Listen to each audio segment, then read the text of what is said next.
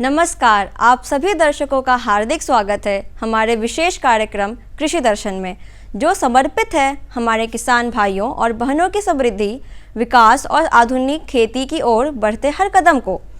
इस मंच के माध्यम से हम लाते हैं खेती से जुड़ी ज़रूरी खबरें, मंडी के ताज़ा भाव, मौसम का हाल, नई तकनीकों की जानकारी, विशेषज्ञों की सलाह और साथ ही प्रेरणादायक कहानियाँ भी। तो आइए शुरुआत करते हैं आज के अंक की और सबसे पहले नजर डालते हैं हमारे पहले सेगमेंट पर, खबरें खेती की। नमस्कार किसान भाइयों और बहनों, खबरें खेती की के इस विशेष अंक में आपका स्वागत है। मैं हूं अपराजिता और आज के इस कार्यक्रम में हम लेकर आए हैं खेती किसानी से जुड़ी ताज़ा और ज़रूरी जानकारियां जो आपके खेत, पशुपालन, मौसम और मंडी के हालात पर सीधा असर डालती हैं। आज के इस अंक में हम जानेंगे पशुओं की देखभाल से जुड़ी सावधानियां, उद्यानिक फसलों में प्लास्टिक मल्च तकनीक का उपयोग, केले की G9 प्रजाति के लाभ, फूल गोभी की आधुनिक खेती से लाभ कमा रहे किसान की कहानी, माउंट हैरो डिस्क यंत्र के फायदे, पटना के मंडी के गेहूं चावल के ताजा भाव और मौसम की जानकारी। तो आइए सबसे पहले नजर डालते हैं आज के मुख्य समाचारों पर। बदलते मौसम में पशुपालकों को सलाह, पशुओं को सुबह और शाम ठंडी हवा से बचाएं। उद्यानिक फसलों में प्लास्टिक मल्च तकनीक से खरपतवार पर नियंत्रण और उत्पादन में वृद्धि। केले की खेती में G9 टिश्यू कल्चर प्रभेद से मिलेगा अधिक मुनाफा। माउंट हैरो डिस्क यंत्र से खेत की मिट्टी बने भुरभुरी, फसलों की उत्पादकता में सुधार। पशुपालक भाई बदलते मौसम में अपने पशुओं को सुबह और शाम के समय पशु घरों से बाहर नहीं निकालें, क्योंकि ठंड लगने से वे बीमार पड़ सकते हैं। यदि आपके पशु अरैया बुखार से प्रभावित हैं तो तुरंत नजदीकी चिकित्सक से संपर्क करें।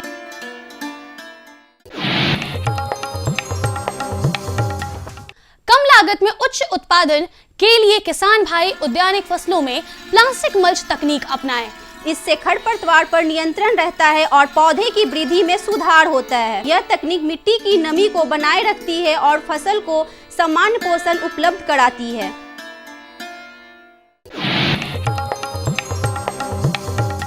केले की खेती करने वाले किसान भाइयों के लिए G9 प्रभेद सबसे उपयुक्त है, जो टिश्यू कल्चर तकनीक से तैयार किया जाता है। यह रोग प्रतिरोधी और अन्य प्रभेदों की तुलना में इसका उत्पादन अधिक होता है। अधिक जानकारी कृषि विज्ञान केंद्र सरण के पौधे संरक्षण वैज्ञानिक अमित कुमार पांडे जी से प्राप्त की जा सकती है। G9 वैरायटी जो मिलती है विभाग के द्वारा, वो सबसे अच्छी प्रभेद होती है, जिसमें जो पनामा बेल्ट नहीं लगता है और बहुत अच्छी ही फसल इसकी होती है। जो भी अभी आपके यहाँ लगा हुआ वैरायटी है, यहाँ G9 की ही वैरायटी लगी हुई है। वैसे आपके मालभोग और चीनिया का भी टिश्यू मिलता है, वैसे G9 वैरायटी बहुत अच्छी है। वैशाली जिले के मीनापुर गांव के प्रगतिशील किसान चिंटू कुमार ने आधुनिक तकनीक अपनाकर फूलगोभी की खेती से लागत से अधिक मुनाफा कमाया। उन्होंने बताया कि यदि फसलों में कीटों का प्रकोप न हो तो लाभ और बढ़ जाता है। लगभग 2 लाख की लागत के बाद भी उन्हें अच्छा लाभ प्राप्त हुआ है।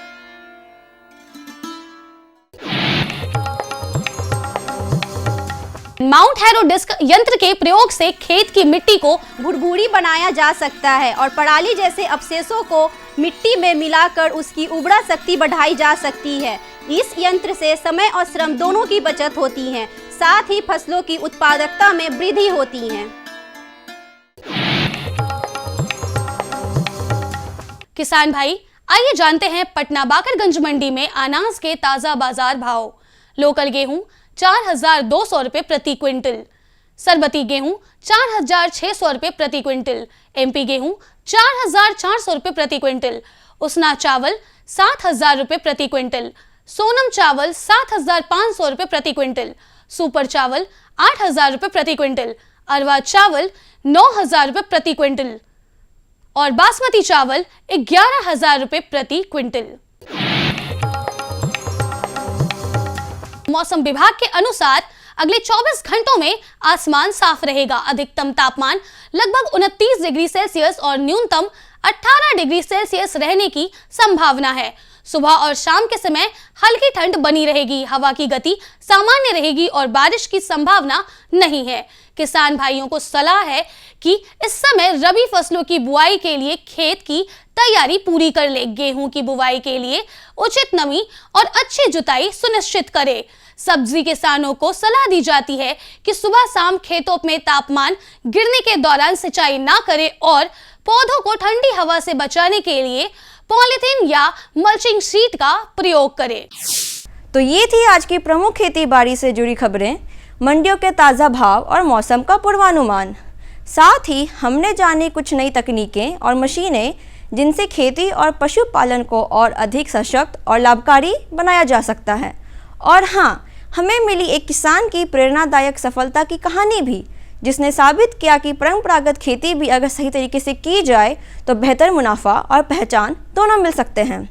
अब समय है हमारे अगले सेगमेंट का, जिसमें हम जुड़ेंगे एक और महत्वपूर्ण जानकारी के साथ। यह विषय न सिर्फ खेती किसानी से जुड़े लोगों के लिए महत्वपूर्ण है, बल्कि इससे जुड़ी बातें आने वाले समय में नए अवसरों के द्वार भी खोल सकती है। तो आइए विस्तार से समझते हैं इस विषय को हमारे विशेषज्ञ के माध्यम से। नमस्कार किसान भाइयों बहनों, बहुत स्वागत है आपको और आपकी समृद्धि को समर्पित इस विशेष कार्यक्रम कृषि दर्शन में। दर्शकों, प्रकृति ने हमें पेड़ पौधों के रूप में एक बहुत बड़ा उपहार दिया है। इनसे हमें वो सब मिल जाता है जो न सिर्फ हमारे जीवन यापन के लिए महत्वपूर्ण है, बल्कि हमारे जीवन को सुसज्जित भी करता है। आज दो किस्मों के पौधों की बात करेंगे। पहले हैं औषधीय पौधे, वे पौधे जिनके किसी हिस्से का प्रयोग चिकित्सा के लिए, उपचार के लिए या स्वास्थ्य वर्धन के लिए किया जाता हो। और दूसरे किस्म हैं सुगंधित पौधे। ये ऐसे पौधे हैं जिनके फूल, पत्ती, टहनियों में विशिष्ट किस्म की सुगंध हो, जिसका इस्तेमाल उपचार में, भोजन में, तेल या इत्र बनाने में किया जाता हो। तो आज इन विशिष्ट पौधों के बारे में हमारे साथ चर्चा करने के लिए शामिल हैं डॉक्टर SN दास सर। सर, बहुत स्वागत है आपका हमारे कार्यक्रम में। आप क्षेत्रीय निदेशक हैं कृषि अनुसंधान संस्थान पटना से। सर, सुगंधित और औषधीय पौधों की बात हो रही है, तो सबसे पहले आप हमारे दर्शकों को, किसान भाइयों बहनों को इन पौधों के बारे में जानकारी दें कि कौन कौन से किस्म होते हैं इन दो पौधों में, कौन कौन से नाम होते हैं जिनके बारे में वो जानकारी उनको मिलनी चाहिए। धन्यवाद मैडम, और बिहार के किसान भाइयों को मेरा नमस्कार। मैं डॉक्टर SN दास, क्षेत्रीय निदेशक कृषि अनुसंधान संस्थान पटना, जो कि बिहार कृषि विश्वविद्यालय सबौर का एक अंग है। जैसा कि मैडम आपने औषधीय एवं सुगंधीय पौधे की चर्चा की हैं कि औषधीय पौधे वैसे कहते हैं जिसके कुछ भी भाग, चाहे जड़ हो, चाहे तना हो, चाहे पत्ते हों, उसमें सक्रिय तत्व पाए जाते हैं, जिसको हम लोग सेकेंडरी मेटाबोलाइट्स कहते हैं। उसके चलते उसमें औषधीय गुण होता है। उसी तरह से सुगंधीय पौधे में चाहे जो भी भाग ले, चाहे उसका तना हो, चाहे पत्ती हो, चाहे जड़ हो, उसमें भी सेकेंडरी मेटाबोलाइट्स होता है, जिससे उसमें सेंट, सुगंध, फ्रेग्रेंस आता है। तो अब है कि कौन कौन से औषधीय पौधे हैं। तो औषधीय पौधे में प्रमुख रूप से अश्वगंधा का पौधा आता है, जो कि हमारे शारीरिक का प्रतिरोधक क्षमता आने की आपको ताकत प्रदान करता है। और उसमें जो सेकेंडरी मेटाबोलाइट्स होता है, भिथेनॉइड्स कंटेंट, तो उसमें जो मेन सेकेंडरी मेटाबोलाइट्स होता है वो भिथेनॉइड्स कंटेंट होता है। यानी कि अश्वगंधा का औषधीय महत्व इसलिए है कि उसके जड़ में भिथेनॉइड्स सेकेंडरी मेटाबोलाइट पाया जाता है, जिसके वजह से वो हमारे शरीर को प्रतिरोधक क्षमता से बचाता है। आप याद कीजिए, कोरोना के समय में जो काढ़ा पीने की बात हो रही थी, तो उसमें अश्वगंधा का जड़ का भी एक महत्वपूर्ण योगदान था। दूसरा जो हमारा औषधीय पौधा में आता है, एक काल मेघ है। काल मेघ का पत्ती का उपयोग हम लोग करते हैं, यानी कि पूरा हार्वेज प्लांट का कहते हैं, चाहे तना हो या पत्ती हो। और उसमें एंड्रोग्रेफ्लुआइड्स नामक सक्रिय तत्व पाए जाते हैं, जिसके वजह से उसका औषधीय महत्व है। इसकी भी आप खेती कर सकते हैं। तीसरा है आपका ब्राह्मी है। ब्राह्मी को ब्रेन टॉनिक के नाम से जानते हैं, यानी कि अगर आपके बच्चे पढ़ने में कमज़ोर हैं तो आप मेमोरी बूस्टर के रूप में ब्राह्मी का उपयोग कर सकते हैं। उसी तरह से मंडूक पर्णी है, एलोवेरा है, और सुगंधीय पौधे की तरफ अगर जाते हैं तो लेमन ग्रास है, खस है, पामा रोजा है, और बिहार में जो कि काफ़ी एरिया पे खेती हो रही है, मेंथा हो रही है। तो इस तरह से आप औषधीय एवं सुगंधीय पौधा, चाहे अश्वगंधा हो, चाहे कालमेघ हो, चाहे ब्राह्मी हो, चाहे एलोवेरा हो, इसकी आप खेती कर सकते हैं। और सुगंधीय पौधे में लेमन ग्रास, पामा रोजा, खस, मेंथा ये कर सकते हैं। लेकिन इस औषधीय एवं सुगंधीय पौधे में एक जो हर्बल क्यून कहा जाता है वो हमारा तुलसी है। और तुलसी में जान करके आपको आश्चर्य होगा कि एक श्याम तुलसी होता है और एक राम तुलसी होता है, यानी कि एक सेंक्टम ग्रुप का होता है, एक बेसिलिकम ग्रुप का होता है। अगर आप औषधीय पौधे की ओर जाते हैं तो आप श्याम तुलसी का खेती कीजिए, लेकिन अगर उसको सुगंधीय के रूप में तेल की मात्रा अगर लेना है तुलसी से तो वो बेसिलिकम ग्रुप का तुलसी का खेती कर सकते हैं। लेकिन अब सबसे बड़ा ध्यान जो किसानों को देना है कि जब भी औषधीय अगर सुगंधीय पौधे की खेती करते हैं तो सिर्फ तुलसी का खेती कर रहे हैं नहीं, सिर्फ एलोवेरा की खेती कर रहे हैं नहीं, आपको औषधीय एवं सुगंधीय पौधा का जो खेती कर रहे हैं उसका वैरायटी का जानकारी होना बहुत इम्पोर्टेंट है कि कौन सा प्रभेद का खेती कीजिएगा। जैसे मैडम आपके यहाँ एलोवेरा होगा, लेकिन आपको ये पता नहीं होगा कि इस एलोवेरा कौन सा वैरायटी है। अगर धान गेहूं का खेती करते हैं तो आप जिस तरह से प्रभेद का चयन करते हैं उसी तरह से औषधीय पौधा में चयन करना आवश्यक है। तो अगर तुलसी की खेती करते हैं तो सिम सोमिया की खेती कीजिए। अगर लेमन ग्रास का करना चाहते हैं तो सिम कृष्णा का खेती कीजिए। अश्वगंधा का करना चाहते हैं तो GA1, बल्लभ अश्वगंध 1, सिम प्रताप, ये सब सारा वैरायटी हमारे राष्ट्रीय संस्थान जो directorate of medicinal aromatic plant Anand Gujarat में है और सिमैप लखनऊ में है, ये सब सारा वैरायटी उपलब्ध है। और किसान बिहार कृषि विश्वविद्यालय सबौर में जो पान अनुसंधान केंद्र इस्लामपुर है, वहाँ पे राष्ट्रीय लेवल का एक प्रोजेक्ट है एक्रिप मेडिसिनल एंड एरोमेटिक प्लांट का।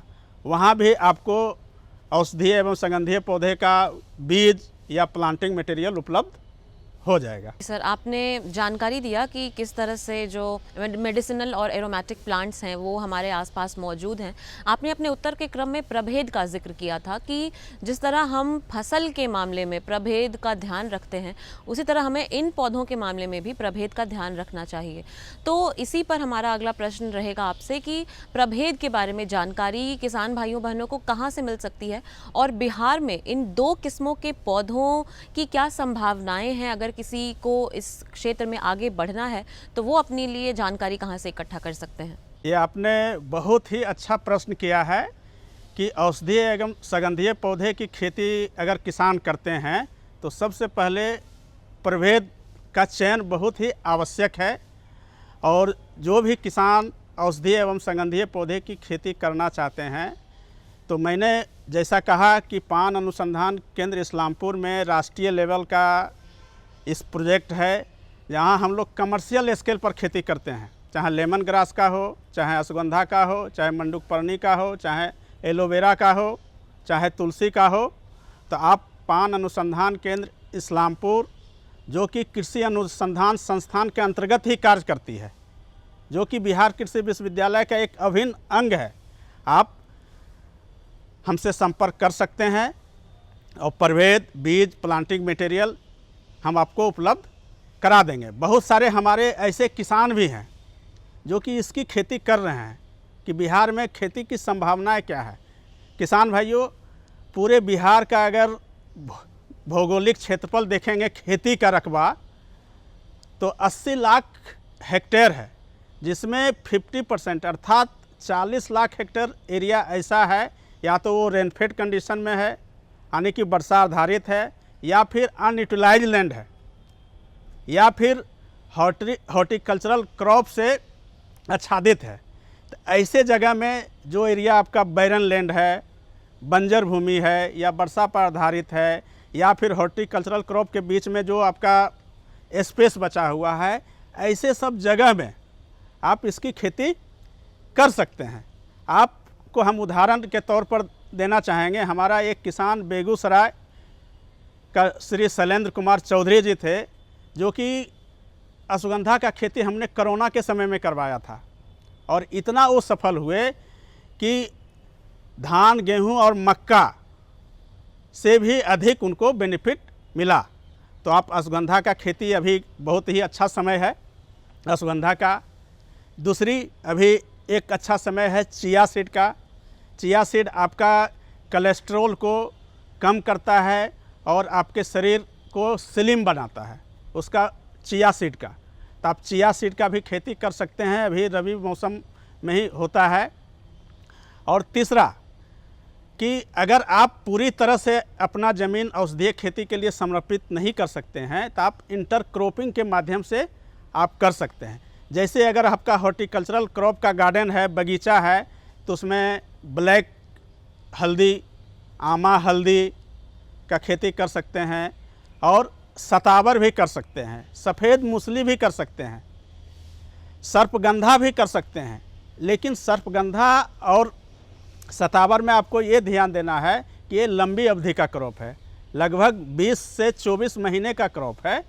तो इस चीज़ को ध्यान रखेंगे। और सबसे एक बड़ा खासियत है, संभावनाएं की बात कर रहे हैं, तो बिहार में बहुत सारे किसान ऐसे हैं जो कि नीलगाय से प्रभावित हैं। और ये हमारा एक्सपेरिमेंट किया हुआ है किसानों को खेत में कि बगल में सब्जी लगा हुआ, बगल में हमारा अश्वगंधा लगा हुआ है, लेमन ग्रास लगा हुआ, वहाँ नीलगाय नहीं आती है। तो अगर आप औषधीय सगंधीय पौध की खेती करते हैं तो आप नीलगाय से बचे रहेंगे। लेकिन इसमें जो सबसे बड़ा लोगों का प्रश्न रहता है कि इसका मार्केटिंग कहाँ करेंगे। मार्केटिंग एक बहुत बड़ी समस्या औषधीय एवं सगंधीय पौधा में है। तो आपको इससे भी डरने की बात नहीं है। अगर आप खेती के लिए अपना इच्छा व्यक्त कर सकते हैं तो हमने बिहार लेवल पर किसानों का एक समूह बनाया है और वो बड़े पैमाने पर लेमन ग्रास का, तुलसी का खेती कर रहे हैं। और इकट्ठा करके हमारे जो किसान हैं, बेतिया का किसान है श्री धीरज मिश्रा जी, वो इकट्ठा करके यूपी में जो लखनऊ जगह है मार्केटिंग है, मध्य प्रदेश में नीमच मंडी है, वो सेल करते हैं। और बहुत सारा बाहरी जो कंपनी है उससे भी संपर्क है, हम सेल आप लोग को उसका करवा देंगे। और अभी आज के दिन हमने अपने किसानों को ये संदेश देना चाह रहे हैं कि औषधीय सगंधीय पौधे आपको खेती के साथ साथ आपको अपने किचन गार्डन, आपको हर्बल गार्डन में भी, हर्बल होम शोकेस के रूप में भी उपयोग कर सकते हैं, ताकि आप अपने पारिवारिक स्वास्थ्य का उपचार कर सकते हैं। तो स्वास्थ्य वाटिका का आप प्रचलन को धीरे धीरे आप शुरुआत कीजिए और अपने आप को स्वस्थ रखिए। औषधीय और सुगंधीय पौधों के बारे में आपने हमारे किसान भाइयों बहनों को इतने विस्तार में जानकारी दिया, इसके लिए आपका बहुत धन्यवाद सर। तो दर्शकों, ये थे डॉक्टर SN दास, जिन्होंने विशेष किस्मों के पौधों के बारे में, जैसे सुगंधीय पौधे, औषधीय पौधों के बारे में हमें विस्तार में जानकारी दिया और हमें समझाया कि किस तरह से हम इनकी खेती कर सकते हैं। अपने अगल बगल भी अपने खेत में इसको पार्ट टाइम की तरह भी खेती कर सकते हैं। दर्शकों, औषधि का, दवाई का, उपचार का हमारे जीवन में बहुत ज़्यादा महत्व है। हम किसी भी प्रकार के रोग से ग्रसित होते हैं, चाहे शारीरिक हो या मानसिक हो, तो हमें उपचार की ज़रूरत पड़ती है। और प्रकृति से सीधे तौर पर मिले हुए उपचार से बेहतर और क्या उपचार होगा। तो इस संदेश के साथ कि हम सब अपने किचन गार्डन में, जैसा कि इन्होंने कहा कि हम औषधीय पौधों, सुगंधित पौधों को शामिल कर सकते हैं, हम ज़रूर सोचें इस बारे में, एक थॉट इसको ज़रूर दें कि किस तरह से हम अपने आसपास सुगंधीय और औषधीय पौधों को शामिल करें, अपनी एक वाटिका बनाएं, स्वास्थ्य वाटिका बनाएं, जिससे कि हमें आने वाले समय में भी स्वास्थ्य संबंधी अगर कोई समस्या हो तो उपचार बिल्कुल हमारे घर में मौजूद हो। इस संदेश के साथ इजाज़त लेते हैं आपसे आज के अंक के लिए। मिलेंगे अगले अंक में फिर से एक नए विषय, नई चर्चा, नए मेहमान के साथ। तब तक के लिए नमस्कार। विशेषज्ञ से मिली ये उपयोगी जानकारियाँ निश्चित रूप से आपके लिए लाभकारी सिद्ध होंगी। अब समय है एक छोटे से विराम का। आप कहीं जाइएगा मत, क्योंकि ब्रेक के बाद हम लौटेंगे और भी रोचक और उपयोगी जानकारी के साथ। बने रहिए हमारे साथ कृषि दर्शन में। हर जोखिम से निकल कर फसल आए, सुरक्षित हो जाए। फसल बीमा से हर किसान अब आत्मनिर्भर हो जाए। अब सूखा पड़े या बाढ़ आ जाए, कोई डर नहीं। अब ओले पड़े या कीट पतंगे फसल खा जाए, कोई फिक्र नहीं। अब कैसी भी आपदा हमारी फसल पे आ जाए, क्षति होने पर हमारे दावों का उचित भुगतान मिलता है, क्योंकि हमने लिया है प्रधानमंत्री फसल बीमा। बुआई से फसल कटाई तक हर जोखिम का दावा, न्यूनतम प्रीमियम पर अधिकतम भुगतान का वादा। योजना से हर साल जुड़ रहे हैं 5 करोड़ से ज्यादा किसान। अब आपकी है बारी। नजदीकी कृषि कार्यालय, सहकारी समिति, बैंक शाखा, अधिकृत बीमा कंपनी या जन सेवा केंद्र में स्वेच्छा से करा सकते हैं पंजीकरण। फसल बीमा पोर्टल या फसल बीमा ऐप द्वारा भी किया जा सकता है पंजीकरण। ब्रेक के बाद एक बार फिर से स्वागत है आपका हमारे खास कार्यक्रम कृषि दर्शन में। अब पेश है हमारा अगला सेगमेंट, एक संक्षिप्त लेकिन ज्ञानवर्धक फीचर फिल्म, जिसमें हम देखेंगे खेती से जुड़े महत्वपूर्ण विषय पर एक रोचक प्रस्तुति। तो आइए देखते हैं आज की यह विशेष फिल्म। मधु क्रांति, एक नए युग का आगाज। मधु क्रांति विकास के नए रास्ते खोल रही है, मधुमक्खी पालकों के जीवन स्तर को बेहतर बना रही है, साथ ही पूरी दुनिया में शहद के क्षेत्र में भारत को एक नई पहचान दिला रही है। भारत सरकार मधुमक्खी पालकों की आय को बढ़ाने और उन्हें आत्मनिर्भर बनाने के उद्देश्य से देश में मधुमक्खी पालन के संवर्धन और विकास के लिए सभी आवश्यक सहायता प्रदान कर रही है। किसान तरक्की की राह पर आगे बढ़ रहे हैं। मधुमक्खियां न सिर्फ शहद देती हैं, बल्कि पर्यावरण और कृषि के लिए भी आवश्यक हैं। यूं तो भारत में लंबे समय से लोग मधुमक्खी पालन का काम पारंपरिक तरीकों से करते आ रहे हैं, लेकिन आज के समय में इस क्षेत्र में अपार संभावनाएं भी हैं और जरूरत भी है। मधुमक्खियों की इसी जरूरत और योगदान का जश्न मनाने और इसे और बारीकी से समझने के लिए ही मनाया जाता है विश्व मधुमक्खी दिवस। इसी आवश्यकता को समझते हुए 2020 में राष्ट्रीय मधुमक्खी पालन और शहद मिशन की शुरुआत हुई। उद्देश्य स्पष्ट था, मधुमक्खी पालन के कार्य को वैज्ञानिक और तकनीकी रूप से विकसित करना और ज्यादा से ज्यादा लोगों को इसके लिए प्रोत्साहित करके मधु क्रांति के सपने को साकार करना। मधुमक्खी पालन से मिलने वाले उत्पाद जैसे शहद, बी वैक्स, रॉयल जेली और पोलन आदि कई क्षेत्रों में प्रयोग किए जाते हैं। न केवल ये देश के किसानों के लिए आय बढ़ाने का एक साधन बना है, बल्कि तमाम लोगों के जीवन को बेहतर बनाने के साथ साथ देश के आर्थिक विकास में भी योगदान दे रहा है। 2013-14 में उत्पादन 76,000 मीट्रिक टन से बढ़कर 2022-23 में 1,40,000 मीट्रिक टन से अधिक हो गया है।